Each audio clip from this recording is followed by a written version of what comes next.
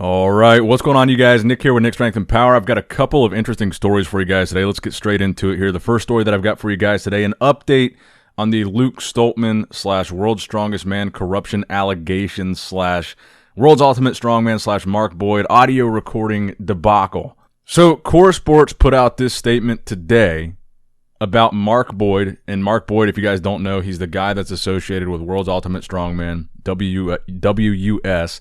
He's the one that recorded the conversation with Luke Stoltman about Giants Live, World's Strongest Man, and Colin Bryce. He's the one that then posted that conversation right before World's Strongest Man. He is the source of the audio leak. So Core Sports put out this statement saying, we as Core Sports and World's Ultimate Strongman are no longer affiliated with Mr. Mark Boyd. His recent actions were done on his own personal volition and do not represent Core Sports or WUS. Core Sports and WUS are committed to the betterment of the sport and safety of the athletes. While we do not condone corruption in any form, we do not agree with Mr. Boyd's approach. His actions in this case are not representative of our values and our modus operandi. We would like to apologize to our athletes, our fans, and our stakeholders in the sport. Thank you for your continued support and understanding. Now, a lot of people are saying, well, does this mean that there's no truth to the corruption allegations? Not necessarily. I think that Mark kind of forced the hand of Core Sports and WUS because, like I said in the previous videos about this, while it wasn't a good look for World's Strongest Man, while it wasn't a good look for Giants Live or Colin Bryce, it was also a very bad look for WUS. To have one of the top people in your organization secretly recording and then posting conversations with athletes, potential athletes in your organization, it's just it's a bad look for strongman. It's a bad look for the organization. So I think their backs were kind of against the wall here, and they really had no other choice to either A, just issue a statement, or B, distance themselves from Mark Boyd and make that clear in a statement as well. And that's exactly what they did. So I think this is kind of what they had to do, but I don't think that it subtracts from necessarily what was said in that audio recording. What was said was said. Regardless of the context, regardless of the recording being done in secrecy, the main thing that really stuck out to me about that recording was that Luke said Colin Bryce told him that the Stoltman brothers would be given essentially an advantage at World's Strongest Man if they played ball.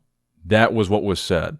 And as of right now, the World's Strongest Man update, both Stoltman brothers, I believe they've won every single event for each grouping that they were in. And they're both finalists now.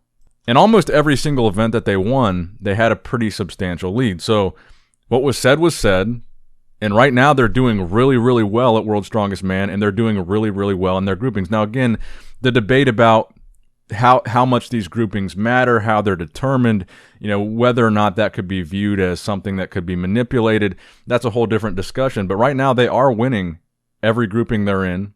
They won pretty handily, and now they're finalists. So interpret that how you will, and let me know in the comment section down below. Now, next up in the news, I think this is an interesting update to the Big Ramy situation because, again, after Big Ramy's statement the other day, I think a lot of us were left with more questions than answers. But if you looked at Ramy's story, he's traveling. He's out of Egypt right now. So the place that he tagged in that update is not in Egypt. He is in Makkah right now, which is in Saudi Arabia. So he had to take a flight from Egypt to Saudi Arabia to do whatever it is he's doing there. I think he's doing a podcast or an interview or something there. So what Ramy told us in his apology video was that he was not able to fly. Now, the fact that he's traveled, he's been able to leave the country. So he's able to leave Egypt and go somewhere else. He was able to fly to somewhere else. So that narrows the issue down to he was not able to fly to the United States. Because that's what he told us. He was not able to fly.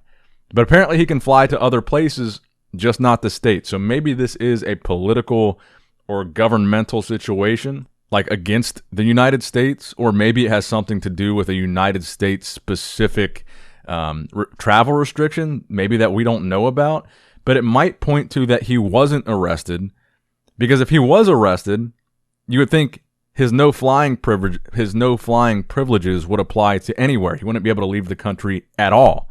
But the fact that he's leaving the country for this podcast or whatever suggests that maybe he is not in any sort of legal trouble if he's able to travel freely to other countries, just not to the U.S. So I thought that was an interesting development. But again, I do feel like we were left with more questions than answers after Ramy's statement the other day. So let me know what you guys think in the comments below. What do you think happened with Big Ramy? Why is he able to fly some places but not to the U.S.? And what do you think's going on with him? I mean, what do you think the deal really is? Because he really didn't give us like a straight answer. Now, next up in the news, I want to talk again about the Cali Pro that's coming up this weekend. And one of the guys that's obviously one of the big favorites to win that show, Charles Griffen, who just took second at the Indy Pro. So Charles Griffen was very impressive in Indy. I think it was his best ever. I think he's going to look even better at the Cali Pro. So Matt Jansen, his coach, just posted these physique updates at 1 day out from the show. And these, in my opinion, are the most impressive pictures we've ever seen of Charles Griffen's physique on stage or off. I think these are by far more impressive than the updates that we got for his prep from Indy. And he had 2 weeks in between the Indy Pro and this Cali Pro to try to improve upon what he brought to Indy to win this show. And I know there's a lot of debate about the vacuum pose still and whether or not it has any place at all in men's open bodybuilding. And I think it's definitely a subjective thing that's on a case-by-case basis, but it's cool to see the guys hit. But I think in Charles Griffen's case, it really improves his physique. His midsection without the vacuum pose was not good. It was not flattering for him in poses. And once he started doing this vacuum pose in the lat spread, in the front double bicep, in the abs and thighs, it changed the way his physique looked. It gave him a better illusion of a V-taper, of a small waist. And the control that he has over his midsection, he also attributes to practicing the vacuum pose throughout the prep for this show. I would honestly be shocked if Charles Griffen doesn't win this Cali Pro. Now, like I said, there's a lot of good names that we're not as familiar with.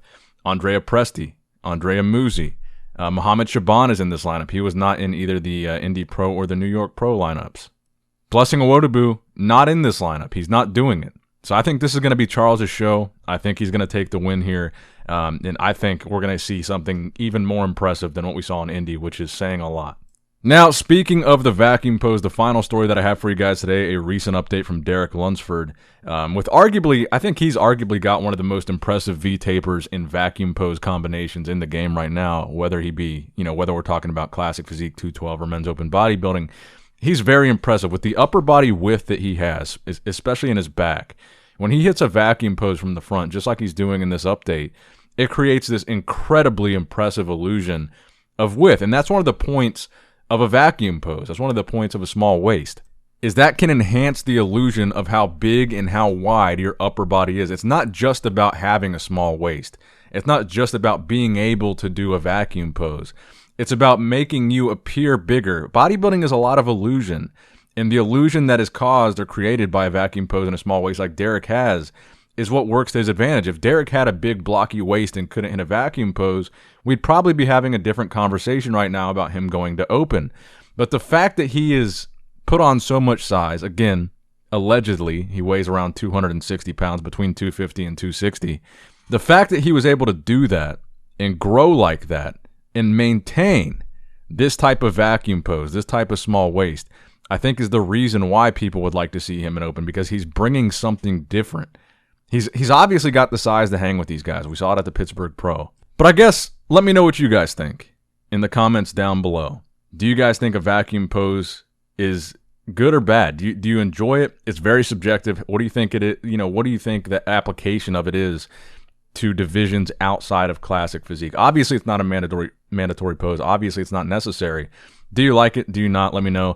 This is going to wrap it up for the video today, guys. I hope you did, in fact, enjoy it. Make sure you give it a thumbs up if you did enjoy it. Subscribe to the channel if you have not subscribed yet already. Click that bell notification icon. Click subscribe. As always, I love you guys. I appreciate you guys. Nick Strength and Power signing out.